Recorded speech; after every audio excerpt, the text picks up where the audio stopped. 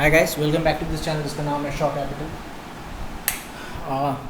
Gold में एक काफ़ी अच्छा ट्रेड पकड़ा है अपन ने, तो उसी ट्रेड के बारे में थोड़ा डिस्कस और थोड़ा सा प्राइस एक्शन, थोड़ा चार्ट्स ये सब समझेंगे अपन। ठीक है, सबसे पहले आप एक काम करें, सब कुछ डिलीट करते हैं ताकि गोल्ड को समझने में थोड़ा आसानी हो। बहुत ही अच्छा ट्रेड है, 26-27 अगस्त को मैंने लिया था और बहुत टाइम लगा। ठीक है, कल जाके अपन का टारगेट आया जो कि था 33, 34, 39 का। ठीक है, लग रहा था कि 50 तक जाएगा, मगर मेरा 39 पे ये जो टॉप है ये अपन का टारगेट था, तो अपन ने इसी को लिया है 33, 39 यही है। ठीक है, ये टॉप पे टारगेट था, वही टॉप अपन ने लिया है। ठीक है, अब एक्सप्लेन करते हैं गोल्ड का ट्रेड। सबसे पहले आप 1 डे टाइम फ्रेम पे आके देखोगे तो कुछ नहीं, यहाँ से एक ब्रेकआउट आया था, ये ब्रेकआउट। ठीक है, और इसके पहले अगर आप देखोगे, आप इस तरह से अगर कर दो तो इसके पहले क्या हुआ था, थोड़ा सा ये एग्जॉस्ट हो रहा था। मतलब एक मोमेंटम अच्छा, बार बार बीच में रेड कैंडल आ रहा है, रेड कैंडल के बाद एक ब्रेकआउट दे रहा है। अब उस ब्रेकआउट करने से पहले नीचे की तरफ भी जा रहा है। ठीक है, मगर मैं नीचे में इंटरेस्टेड नहीं था, जब तब तक इंटरेस्टेड नहीं था तब तक इसके नीचे फिर से निकलना ना शुरू कर दे। ठीक है, ये सब राउंड लेवल जो 33, 30, 33, 20, 3300, तो मैं बुलिश था।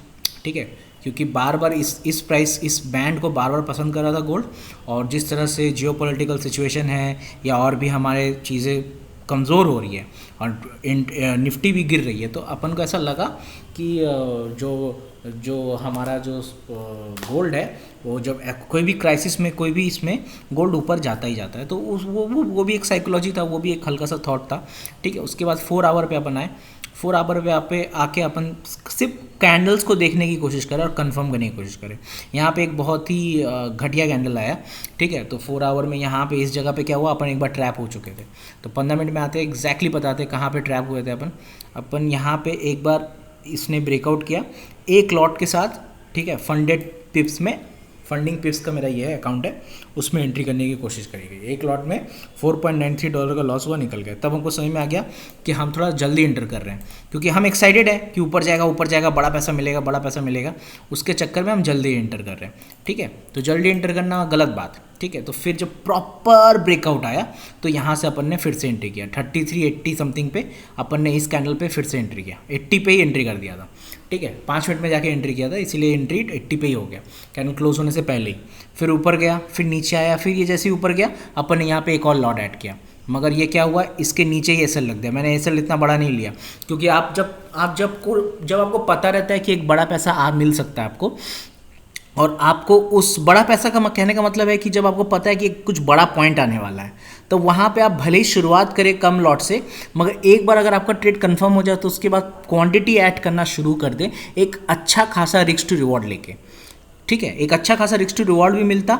और देखिए कि अगर मैंने यहाँ पे एंट्री किया था, मान लो, तो इस जगह पे मेरा एसएल था, इसका 10 रुपये का एसएल था, मगर ये वाला मैं नहीं ले सकता था 10 रुपये, क्योंकि अगर मैं मतलब 13 रुपये, क्योंकि वो तब दोनों अगर एसएल लग जाएंगे तो 13, 10, 23 रुपये का 2 लॉट में चला जाएगा, जो कि ज़्यादा नहीं है, मगर फिर भी नहीं है। अगर मेरा ट्रेड का लॉजिक ये है कि यहाँ से शायद ये ऊपर निकल जाए, तो अगर मेरा ये ट्रेड का लॉजिक ये है तो अपन को यहीं पर ही एक छोटा सा एसएल देके देखते हैं कितना दूर निकाल सकते हैं। इस जगह पे भी अगर 1:3-4 आ जाता तो मैं यहाँ से भी निकाल देने वाला था।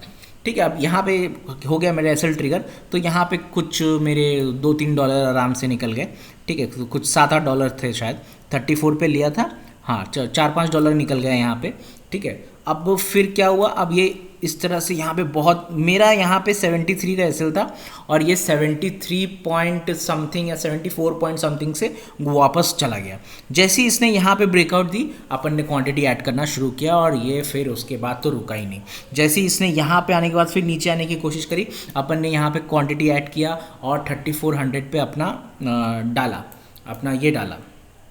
एसएल डाला। ठीक है, क्योंकि अब क्या हुआ था, अब थोड़ा लग रहा था रिस्क है, तो 3400 पे एसएल डाला। फिर ये यहाँ से डायरेक्ट चला गया आपका 34,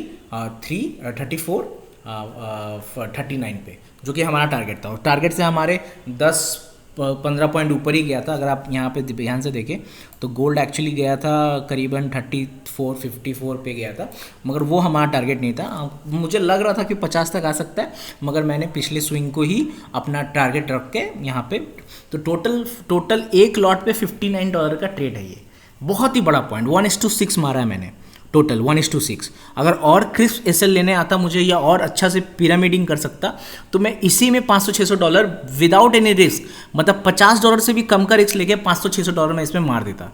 क्योंकि मैं फंडिंग टिप्स में करता हूँ तो मेरा टारगेट ये रहता है कि एक दिन में $50 से ज़्यादा मैं नुकसान ना करूँ, और उतना ही चाहिए। अगर $50 आप मेरे पास नुकसान करने के लिए हैं तो आप मान लो कि उसका 6 गुना होता है $300, तो $300-400 आराम से मैं निकाल सकता हूँ $50 में, अगर रिवॉर्ड मेरे को अच्छा मिल रहा है। और यहाँ पे अच्छा मिल रहा है, यहाँ पे एक नहीं बहुत सारे ट्रेड्स दिए थे आपको, इस जगह पे भी एंट्री मिल जाता, यहाँ से भी इसने 1:4 दिया। तो कोई, क्योंकि मैं ऑलरेडी एक पोजीशन लेके बैठा हुआ हूँ तो ना पिरामिड करने में थोड़ा डर लग रहा है। ऐसा ना हो कि वो जो पिछला का जो क्वांटिटी है उसका सारा प्रॉफिट ही मैं पिरामिड के चक्कर में छोटा छोटा लॉस लेके उड़ा दूँ। तो इसके कारण मैं ना क्वांटिटी ज़्यादा ऐड नहीं कर पाया। मैं थोड़ा सा पिरामिडिंग में मतलब क्वांटिटी ऐड करने में मेरे को थोड़ा सा अभी भी झिझक हो रहा है, ठीक है। तो मैं कोशिश करता हूँ कि जब भी मैं ट्रेड लूँ तो जो इनिशियल क्वांटिटी है उस पर ही ले लूँ, मतलब एग्जीक्यूशन ही मैं करूँ एक अच्छे क्वांटिटी से। मगर जब हमें श्योर होता है कि यहाँ से निकलेगा ही निकलेगा तभी ऐसा कर सकते हैं। और हमें क्या था, यहाँ से श्योर था कि ये निकलेगा ही निकलेगा, मगर उस तरह का कुछ कंफर्मेशन नहीं दे रहा था। और कोई भी बड़ा इंस्ट्रूमेंट जैसे कि गोल्ड हुआ, बीटीसी हुआ, ये लोग क्या करते हैं ना, बहुत हिलता है, इतना हिलता है कि आपका लिक्विडिटी के चक्कर में आपका एसएल मार के 2-3 बार अटेम्प्ट लेने पड़ जाता है। हालांकि निफ्टी में ऐसा नहीं होता है कि निफ्टी का इंट्रिंसिक वैल्यू शायद बहुत अच्छा है, गोल्ड का भी इंट्रिंसिक वैल्यू अच्छा है, निकलता तो बहुत निकल जाता है, मगर अभी कुछ दिन से क्योंकि साइडवेज है तो नीचे मार मार के दे रहा था, तो इसीलिए रिस्क नहीं लेना चाहते थे। तो यही एक गोल्ड का ट्रेड एक्सप्लेन करना था आपको। और कोई भी बीटीसी में भी एक ट्रेड था जो कि एक्सप्लेन करना था, ठीक है। बीटीसी में भी बहुत अच्छा ट्रेड लिया था मैंने। बीटीसी में क्या किया मैं जब देखा कि बीटीसी, देखिए आप 1 डे में अगर जाएंगे तो आपको दिख रहा होगा बीटीसी इस जगह पे नेगेटिव है। यहाँ पे अपन को पता है कि ये नेगेटिव है, ठीक है। अब यहाँ पे ज़्यादा कुछ रिसर्च करने की ज़रूरत नहीं है। अब ये नेगेटिव होने के बावजूद इसने क्या किया, 50% के ऊपर, मतलब इस कैंडल का 50% के ऊपर अब ये जाना चालू कर रहा है।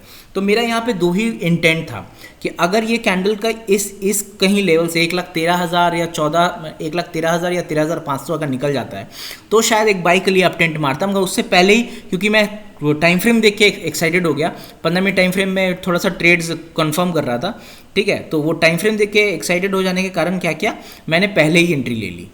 आप देखिएगा इस जगह पे बहुत अच्छा कंफर्मेशन, यहाँ पर भी, हालांकि अगर मैं थोड़ा सा क्रिस्प एंट्री लेता तो यहाँ पर भी 1:4 लेके ही भागता, मगर क्या हुआ था, अगर मैं प्रॉपरली अगर एसएल ट्रेल करता तो यहाँ पर भी मुझे लॉस होता नहीं, मगर मेरी एंट्री थोड़ी गलत जगह से हो गई। और आप देख सकते हैं यही मेरी एंट्री थी, यहाँ से मेरा एसएल लग के निकल के चला गया। उसके बाद मैंने क्या किया, बीटीसी का ये शॉर्ट ट्रेड है, ये मैंने पहले कंफर्म करने दिया इसको, ठीक है, क्योंकि मेरे से ये मिस हो चुका था, ये एरिया मिस हो चुका था मेरे से। मैंने ट्रेड लिया है इस जगह पे मैंने ट्रेड लिया, सीधे 1:5 आया, 5 मिनट के टाइम फ्रेम पे एग्जीक्यूट किया। मगर मेरा टारगेट था बड़ा, मेरा टारगेट था 1,08,000, 1:89 का मेरा टारगेट था। तो यहाँ से जब प्राइसेस घूम रहे थे मैंने यहाँ पे ऐसे लगाया, ट्रिगर हुआ, लेके बैठा हुआ हूँ। अभी मैं बीटीसी शॉर्ट करने के मूड में ही हूँ, देखता हूँ स्ट्रिक्टली ट्रेल करूँगा। जिस तरह का ये कैंडल बन रहा है बीटीसी पूरा शॉर्ट का इंटेंट है, ठीक है। 15 मिनट के टाइम फ्रेम पे अगर देखें, थोड़ा सा प्रॉपर एंट्री अगर दे, अभी भी ग्रीन कैंडल्स का इंडिकेशन है, तो ये थोड़ा साइडवेज हो सकता है। इसीलिए मैं 1,08,000 के नीचे सोच रहा हूँ कि फंडामेंटली थोड़ा अच्छा, मैंने अच्छा कुछ स्ट्रक्चर बनाए, डे में भी कंफर्म करे, इसमें भी कंफर्म करे। देखिए ये इसके नीचे अगर निकल जाएगा, ये सब कहीं जगह के नीचे अगर निकल जाएगा तो फिर बीटीसी काफ़ी ज़्यादा शॉर्ट हो जाएगा। और फिर बीटीसी के लिए अगला मोड आएगा आपका 1,05,000, ठीक है, ये सब मोड आएगा। 1 लाख भी आ सकता है, कुछ भी हो सकता है, नीचे की तरफ पूरा ही खाली है। बोल रहा हूँ सिचुएशन बहुत ख़राब है, तो बने रहें, जमे रहें। बहुत दिन बाद अपलोड कर रहा हूँ क्योंकि सच में बहुत कुछ करने को है, टाइम नहीं मिलता है और बहुत प्रेशर है। इंडियन मार्केट में तो मेरा इतना प्रेशर रहता है कि मैं कुछ कर ही नहीं पाता हूँ, मगर मेरे को करना है अपलोड, अपने लिए करना है, ताकि मेरे पास रेफरेंस हो कि मैं क्या सीख रहा हूँ, चार्ट्स क्या समझ रहा हूँ। बहुत ज़रूरी है ये सब करना। तो ये मैं हमेशा वीडियो रिकॉर्ड करता हूँ, ये कोशिश करता हूँ कि अगर मैं एक्टिव नहीं भी हूँ तो कभी अगर मेरे को अगर अपने आप को देखना पड़ता है, मेरे ट्रेड से मेरे को कुछ सीखना होता है, मेरे एटीट्यूड से या मेरे काम से मुझे कुछ सीखने का होता है, मुझे अपने आप को ही आइडलाइज करना पड़ता है या लुकअप करना पड़ता है। क्योंकि स्टॉक मार्केट ऐसा चीज़ है कि बहुत लोग कर नहीं रहे हैं extreme good levels, on at good levels. क्योंकि इसमें क्या होता है, थोड़ा सा आप दिखावा करके भी आप बहुत आगे निकल जाते हो, और होता है सोशल मीडिया पे तो जेन्युइन लोग खोजना बहुत मुश्किल है जिनसे आप एक्चुअली में कुछ सीख सकें। तो इसीलिए कोशिश करते रहता हूँ कि अपने ही गलतियों से, अपने से ही कुछ सीखने का अगर हो जाए तो बहुत इसीलिए मैं अपने आप को सेल्फ रिकॉर्ड करता हूँ, क्योंकि जर्नलिंग मैं क्यों करता हूँ रिकॉर्ड, सेल्फ रिकॉर्ड, क्योंकि जर्नलिंग जब आप करते हो तो आप बहुत ज़्यादा लिखते हो, और उस लिखने के कारण में क्या होता है, आप कभी कभी ना, मतलब हर कोई तो राइटर नहीं है ना कि वो सजा सजा के लिख दे उसके थॉट्स क्या है, मन में क्या चल रहा है। तो इसीलिए ये एक ओवरव्यू, टेक्निकल लेवल पे ये एक ओवरव्यू रखना कि क्या किया था क्या नहीं किया था, अपने ट्रेड्स को रिकॉर्ड करना या अपने ट्रेड्स के लॉजिक्स को रिकॉर्ड करना बहुत इंपॉर्टेंट है। तो अगर अगर कोई भी ट्रेडर है जो बनना चाह रहा है या बन रहा है, तो मैं उसको बोलूँगा please self record yourself, that is very important. Self record your trades, self record how you speak, self record your logics, everything. You will be ashamed for the first 6 months, but slowly and slowly you will catch up. Thank you.